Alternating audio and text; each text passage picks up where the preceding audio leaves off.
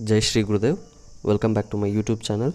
This is Ravian, Assistant Professor, Department of PG Studies, BGSIMS, Chikbalapur. Dear students, in this video I am going to explain the topic functionality of good credit, that is in the subject risk management, which is meant for MCOM students. Yes. So here is the information regarding functionality of good credit. See, first of all, we should know what is this functionality of good credit.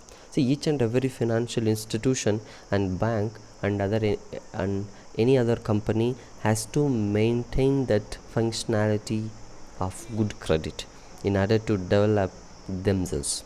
Okay, so here are some aspects or points which help us to know about functionality of good credit system. Okay, the first thing is liquidity.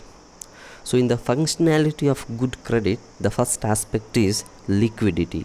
So we might have heard this word liquidity. See, one of the essential of a sound banking system is to have a higher degree of liquidity. So whatever the company, whatever the financial institution it is, so the essential element in a functionality of good credit is the liquidity. See, the sound banking system is to have a higher degree of liquidity. The bank holds a small proportion of its assets in cash. See, each and every bank has to maintain the proportion, has to hold some cash or assets in cash. Therefore, its other assets must possess the criterion of liquidity so that they may be turned into such easily. So if the bank has assets in hand, so they can easily convert them into cash whenever it requires. Okay, so and a commercial bank is under an obligation to pay its depositors cash on demand, and this is only possible if the bank possesses such securities which can be easily liquidated. And the central bank, that is Reserve Bank of India, have made it obligatory on the commercial banks to keep a certain proportion of their assets in cash to ensure the liquidity. Okay, so each and every bank, each and every commercial bank has to maintain certain proportion of their assets in cash to ensure the liquidity. Okay, so this is the first and foremost functionality of good credit. And second one is safety. See, another essential of a sound banking system is that it must be safe. Since the bank keeps the deposits of the people, it must ensure the safety of their money. The bank has to ensure the safety of the depositors' money. So, it should make safe loans and investments and avoid unnecessary risks to the customers. If any of the debtor of the bank do not repay the loans in time and it loses its investments, the bank shall become insolvent. As a result, its depositor lose money and suffer hardships. Thus, the bank must ensure the safety of its deposits. Every bank has to ensure the safety of the depositor's money. So this is also one good functionality of credit. And thirdly, stability. A sound banking system must be stable. It should operate rationally. There should neither be undue contraction nor expansion of credit, whatever the way it is, but there should be a stability. If the bank restricts the creation of credit, so if any commercial bank restricts the creation of credit when trade and industry need it the most, it will harm the interest of the business community. On the other hand, if it expands credit when the economic conditions do not permit, it will lead to a boom or inflation or whatever it is. So, the banking system should follow a stable lending policy as instructed by the central bank. The central bank of the country, that is Reserve Bank of India, can help in achieving stability in the banking operations of the commercial banks or any other banks by a judicious credit control policies. So the central bank, that is Reserve Bank of India, has time to time revealed some rules and regulations to maintain stability in the commercial banking system. So that stability is also one good functionality of the credit. And next one is elasticity. See, elasticity, but stability of banking operations should not be interpreted as rigidity. Rather, the banking system should have sufficient elasticity in its lending operations.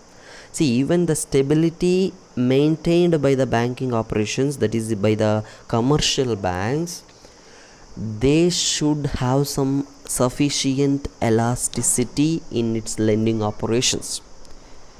It should be in a position to expand and contract the supply of loanable funds with ease in accordance with the directives of the central bank of the country.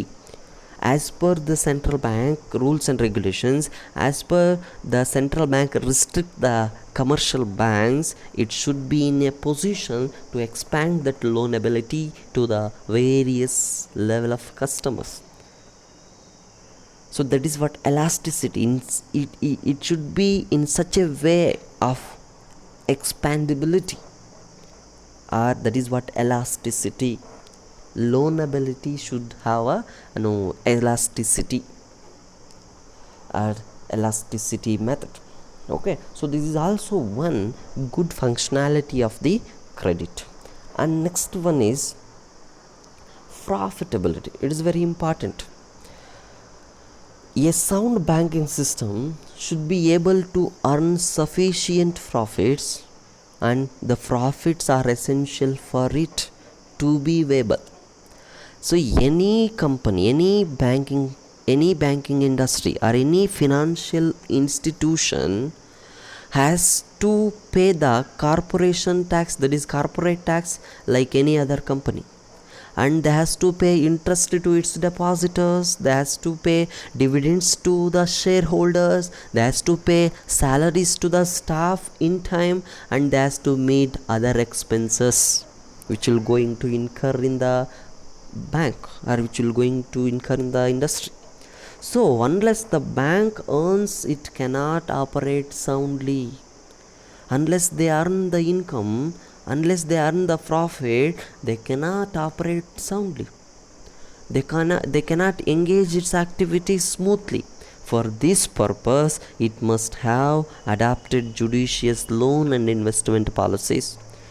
Because of the earning a profit, they has to follow that profitability system. Okay, so this is also one for good functionality of the credit. And next one is reserve management. It is also very essential for the good functionality of credit.